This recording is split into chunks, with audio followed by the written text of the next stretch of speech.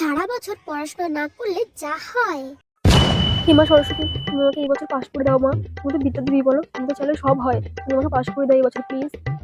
না পড়ে শুধু ছেলেদের পেছনে ঘুরে বেড়ালে আমি তোকে কি করে পাস করাবো? কে বলেছে?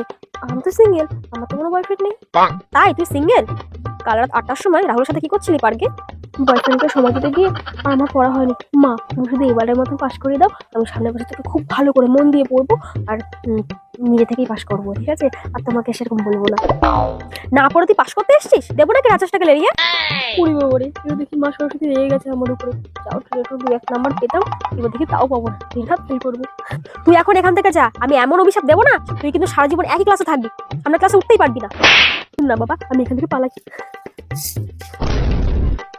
কোথা থেকে আসে এই সমস্ত মেয়ে? আগে কত ভালো ছিল, কত ভক্তি ভরে পুজো দিত।